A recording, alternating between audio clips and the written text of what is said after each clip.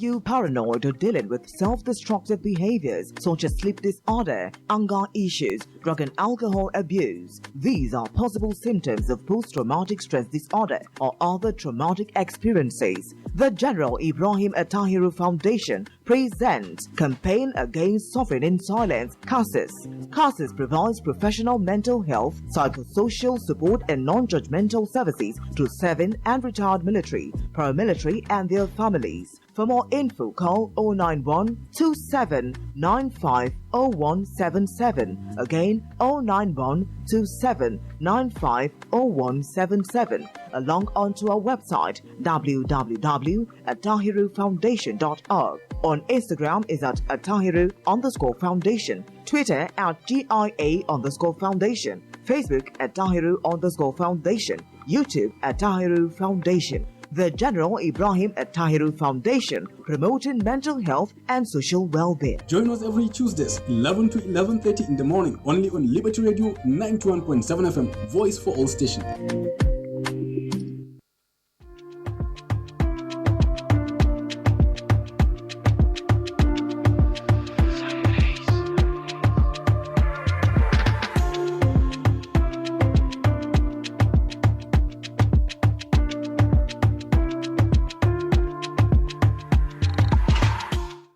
A very beautiful morning to you, ladies and gentlemen. If you're just joining us for the first time, this is Liberty Radio 91.7 FM, and of course you're welcome to the program CASIS, Campaign Against Suffering in Silence.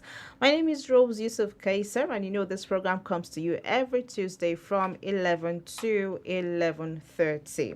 All right, CASIS, that's a Campaign Against Suffering in Silence, is brought to you from the General Ibrahim Atahiru Foundation, which is an independent and non-partisan foundation named after the late Chief of Army Staff of Nigeria, Lieutenant General Ibrahim Atahiru, who passed away on 21st of May 2021 while on active duty in the service of Nigeria.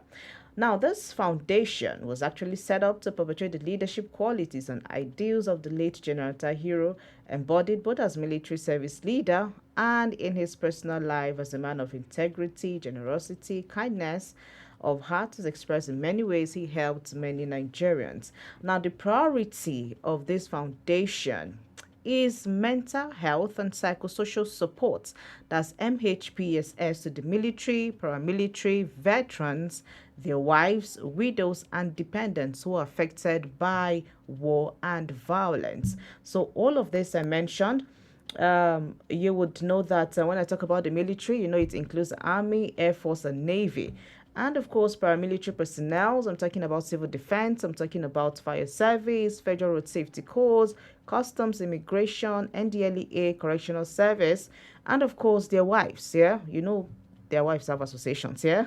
All right. So I'm talking about DIPOA, NAOA, NAFOA.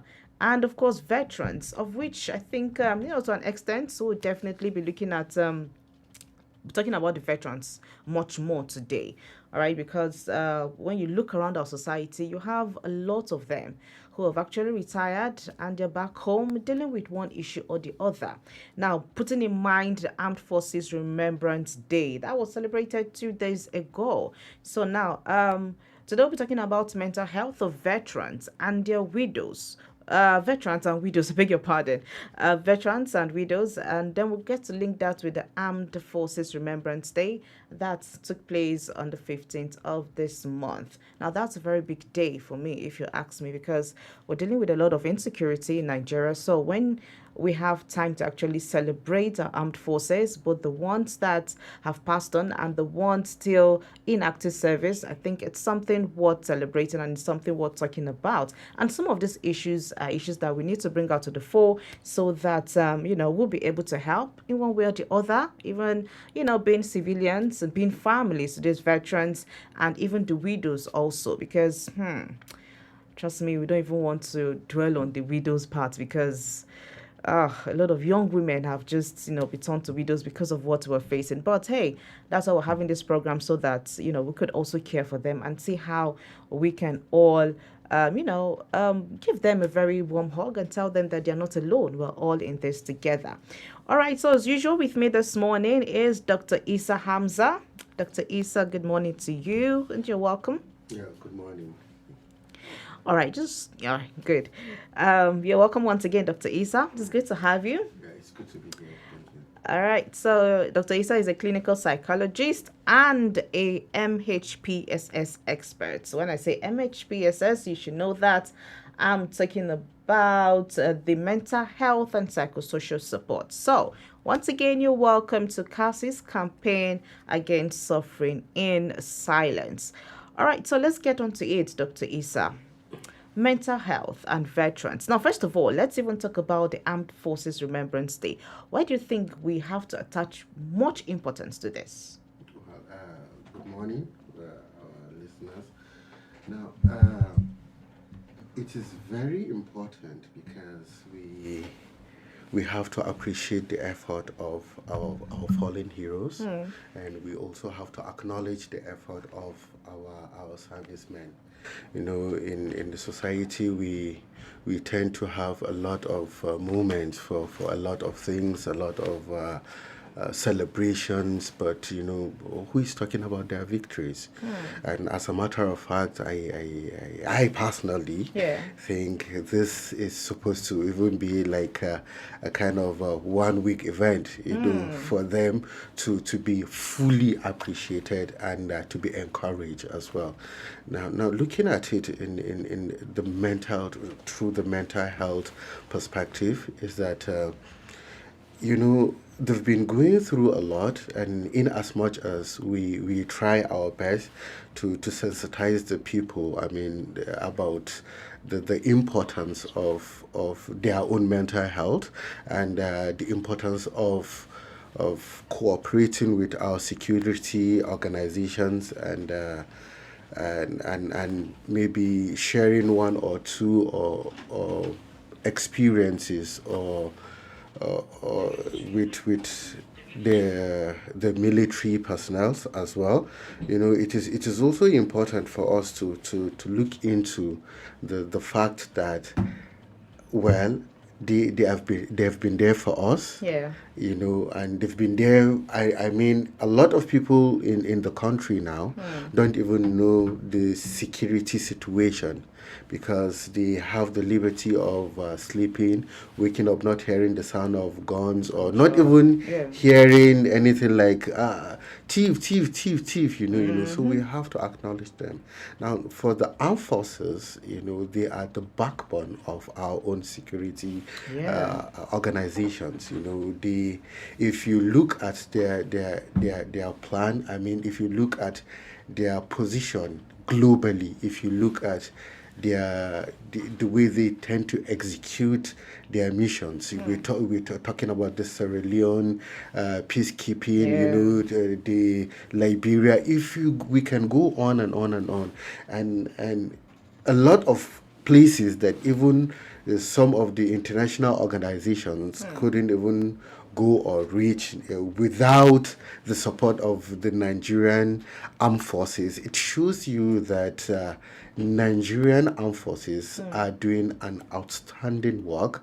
In fact, I can say categorically that without the modern gadgets, unlike the other advanced countries, they perform in a very, very remarkable way, so much so that if they are not in the field, or if they are not willing to partake in some missions, I mean, some international organizations will want to withdraw their support to those places. So I want the Nigerians to sit down and ponder on this, the importance of our own military body, you understand, and how much power and recognition they've gained in the internet globally. Let me just use this word, globally, you know, and the respect. So it should be an honor for us to be Nigerians, an honor for us to have them as part of our own security body. All right, so you have just said a lot of the Armed Forces Remembrance Day. All right, now, so let's look at our veterans. Our veterans are our heroes. while in active service and duty to us, because at the end of the day, they're actually serving us. They witness a lot of horrors, they witness a lot of conflicts, crime scenes, and so on, and they're actually exposed to a lot of traumatic experiences. For some of them, you see that probably when they get back home, they've lost one part of their body, or they can't function properly in the society. So there's a lot that is actually going on with our veterans. Now, take us through some of the mental health issues or problems that you think our veterans face when they are now back home. And, once back home and then they're getting old in it. So exactly. what are some of the problems you get to face? Well, Before we even talk about the widows. well, among the problems or the challenges or the mental health challenges they are vulnerable to, the first one here is depression. Depression, because you've been trained to do something, so much so that you are an expert in that field. You're a professional in that field, and the destiny and let's see over a long period of time, you just have to retire, after your service here, and you have to go back home, and this is the only thing that you can do, and to some people that's the only thing that gives them joy. That is the only identity they have. You understand? So taking it away from them, it's not actually, I'm sorry to use the word taking it away from them, but retiring to become a veteran, it's like going back, trying to start to learn a lot of things over and over again. To start with, they've been in the barracks for a very long period of time. I can see almost 50% of their lifestyle has been in the barracks, starting from the support that the military body tend to render, electricity bills, water bills, and all of a sudden they're now retired, they're coming back into the society, and they will have to be able to cater for all of those things, for their own bills and a lot of things like that. So, the first thing that most of them will encounter is depression, even based on experience, and research. It's that depression is the number one emotional and psychological. Yes, they tend to face. Another thing here is the PTSD, post-traumatic stress disorder.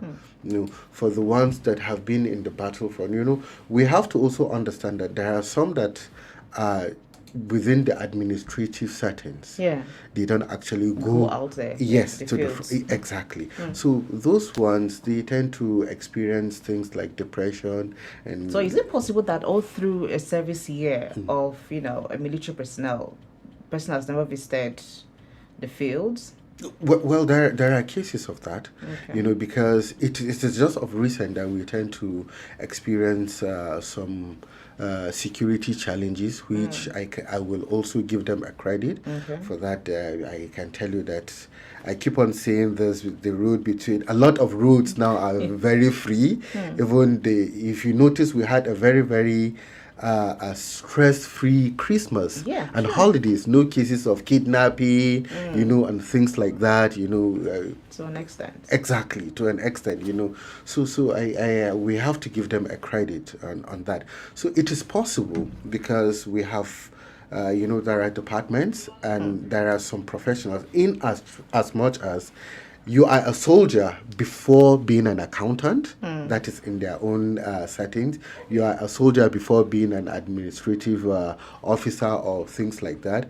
But there are some people that are at the front line, and there are a lot of people that are willing to go, to the front line. So yes, there are some people that I can see to some extent throughout their service years, they might have been, they might have not been privileged to go to the front line, to the battlefield, and now they are now veterans. So there are two sides to the coin. Yeah. You understand? Those that have been in the front line for a very long period of time, even if it is once or twice, and those that have been in the administrative department, and so what you are to expect is psychological challenges that you are to expect from those that have been in the front line to some extent is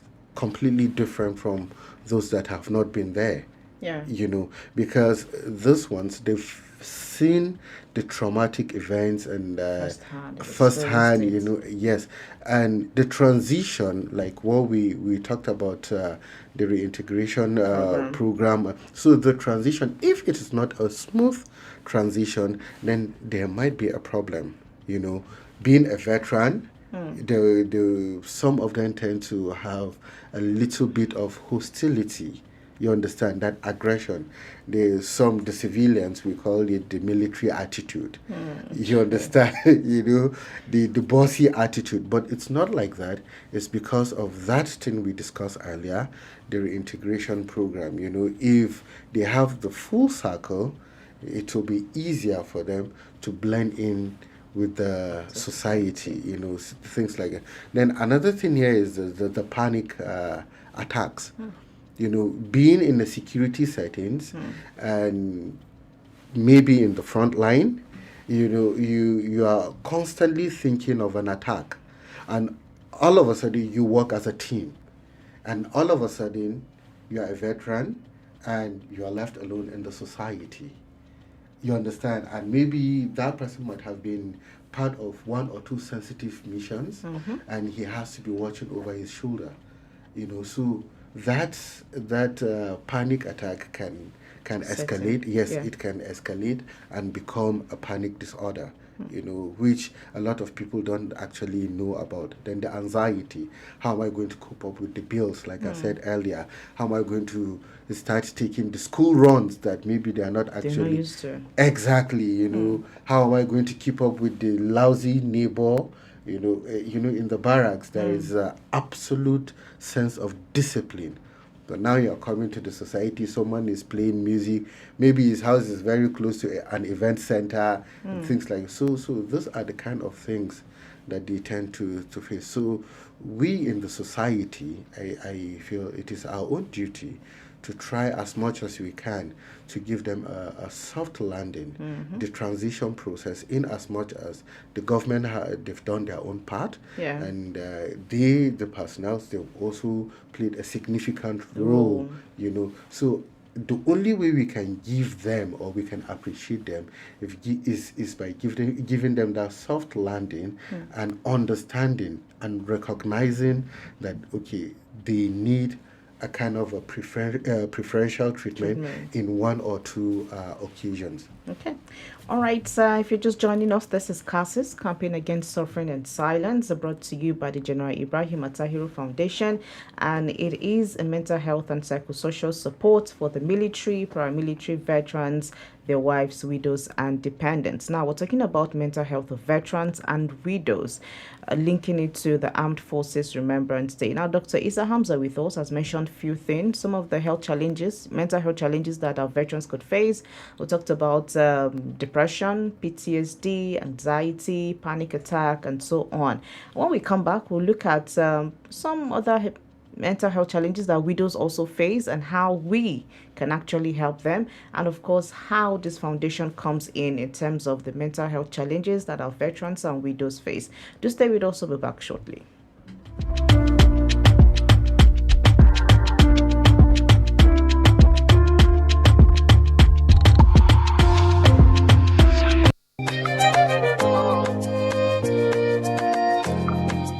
Are you paranoid or dealing with self-destructive behaviors such as sleep disorder, anger issues, drug and alcohol abuse? These are possible symptoms of post-traumatic stress disorder or other traumatic experiences. The General Ibrahim Atahiru Foundation presents Campaign Against Suffering in Silence, CASIS.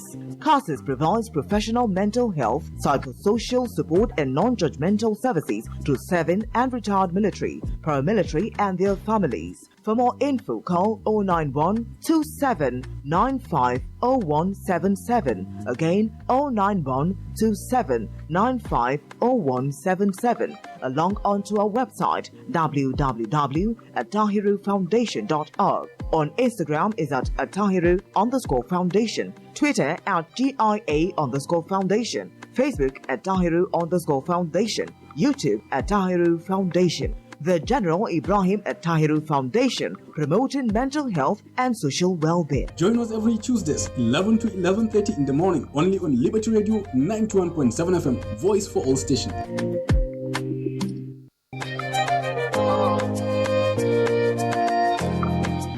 Are you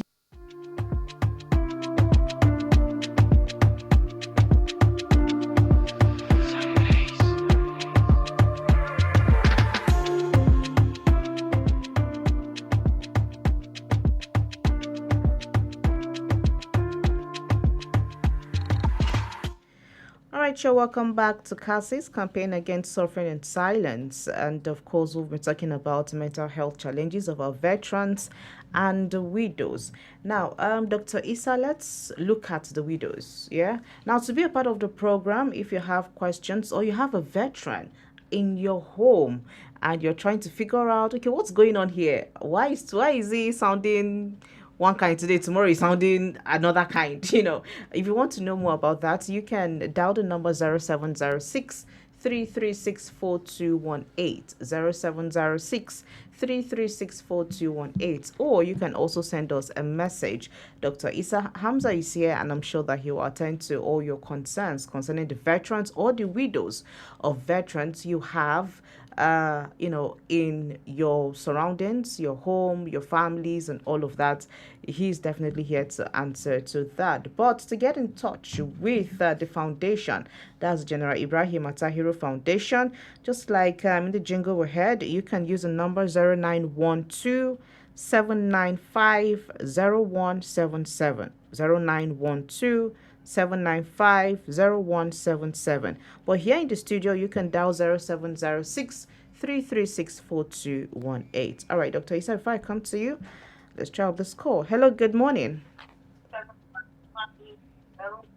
Hello, good morning. You're connected. Hello, good morning. Hi, good morning. What's your name? Where are you calling from? Yes, my name is Akin. I'm calling from London.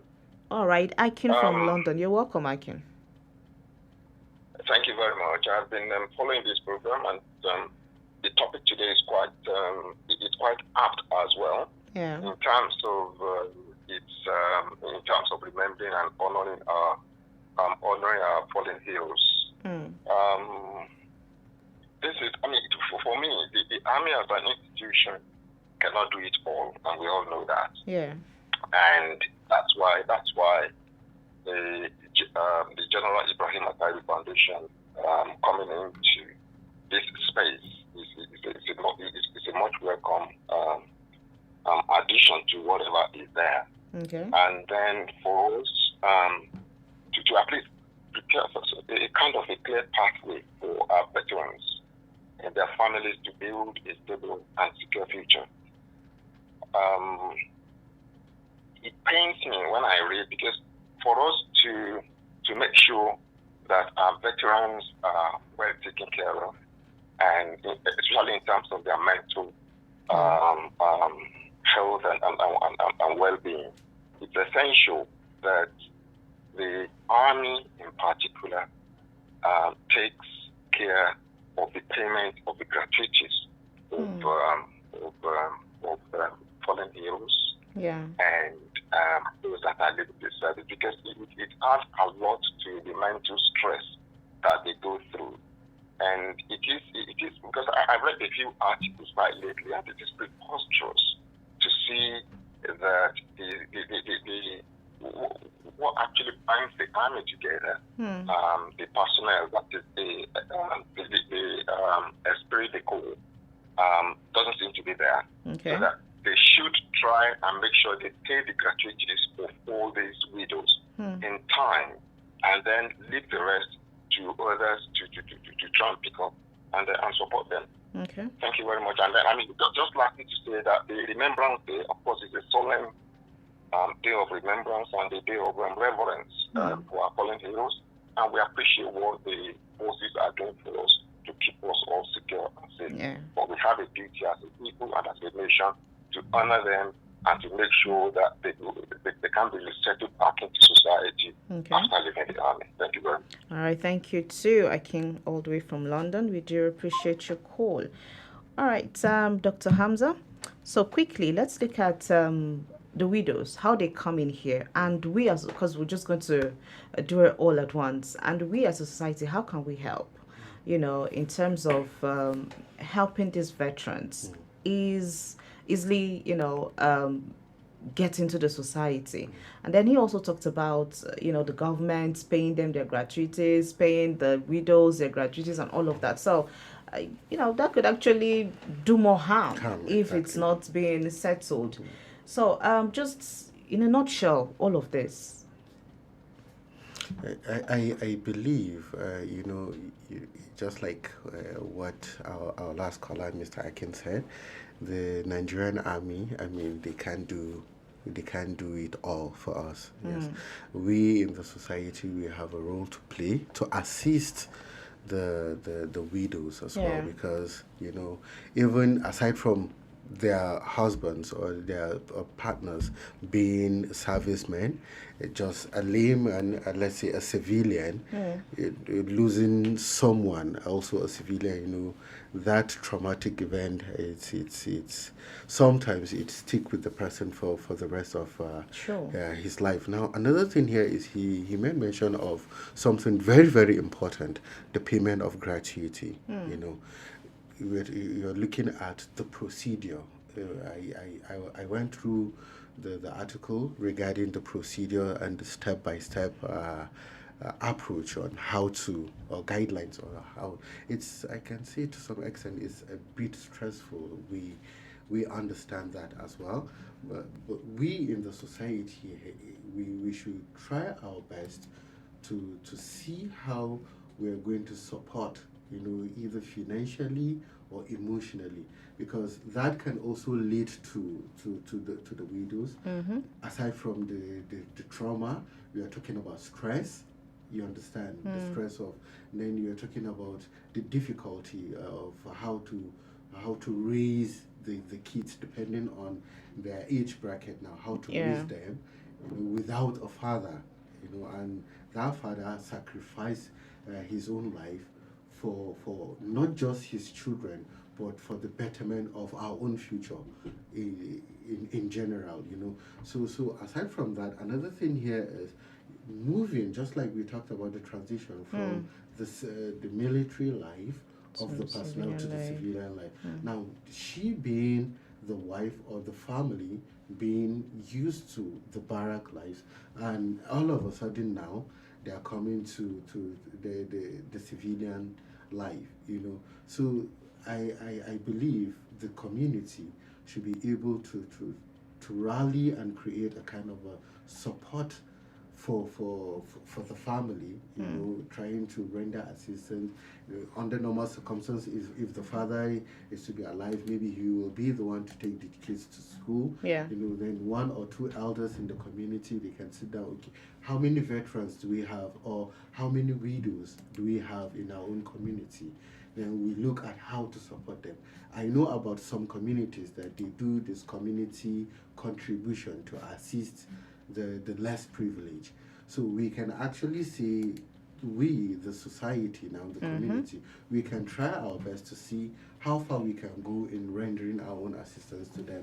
So psychologically, it has a way of making their life to be a little bit challenging. The family entirely.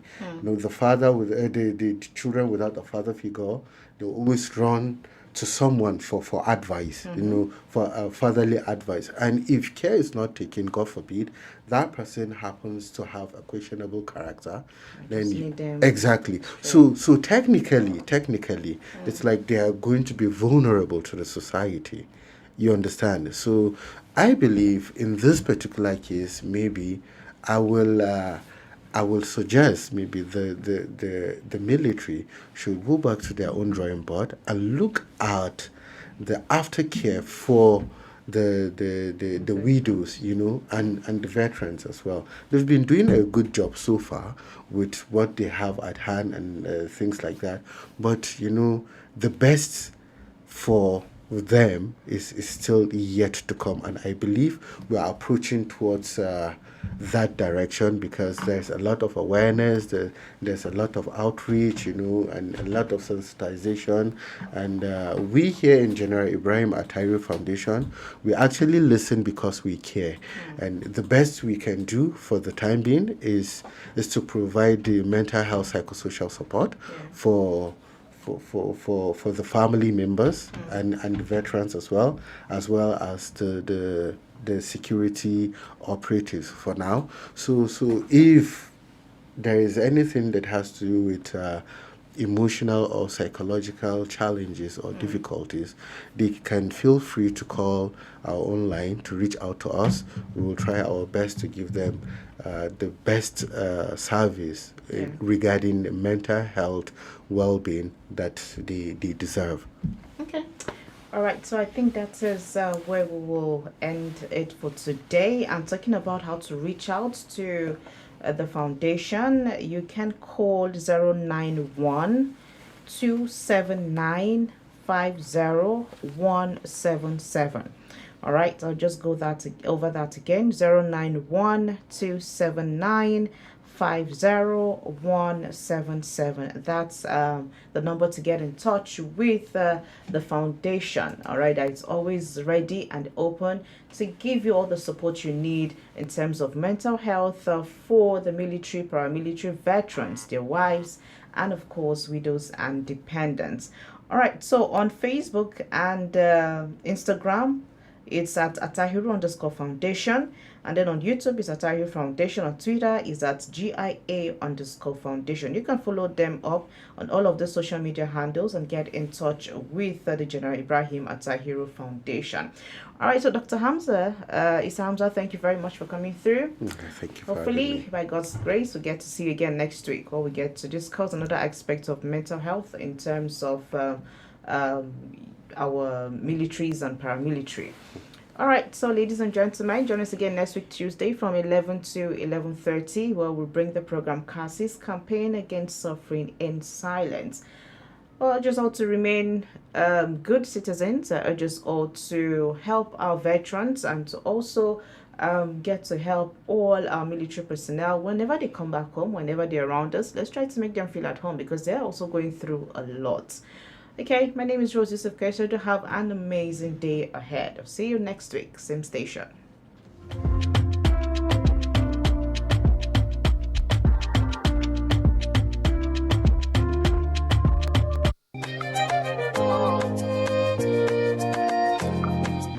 Are you paranoid or dealing with self-destructive behaviors such as sleep disorder, anger issues, drug and alcohol abuse? These are possible symptoms of post-traumatic stress disorder or other traumatic experiences. The General Ibrahim Atahiru Foundation presents Campaign Against Suffering in Silence, CASIS. CASIS provides professional mental health, psychosocial support and non-judgmental services to serving and retired military, paramilitary and their families. For more info, call 091 2795 0177. Again, 091 2795 0177. Along onto our website www.atahirufoundation.org. On Instagram is at Atahiru_Foundation. Twitter at GIA_Foundation. Facebook at Atahiru_Foundation. YouTube at Atahiru Foundation. The General Ibrahim Atahiru Foundation, promoting mental health and social well-being. Join us every Tuesdays, 11 to 11:30 in the morning, only on Liberty Radio 91.7 FM, voice for all stations. Liberty Radio 91.7 FM, Kaduna. Dear valued customer, here are easy ways to link your NIN to your Airtel number. Just dial *121# and follow the prompt, or simply SMS your NIN to 121. You can also download the NIMC app or visit www.airtel.com.ng/NIN. You also get a 20,000 Naira welcome bonus when you complete the link. Airtel, the smartphone network.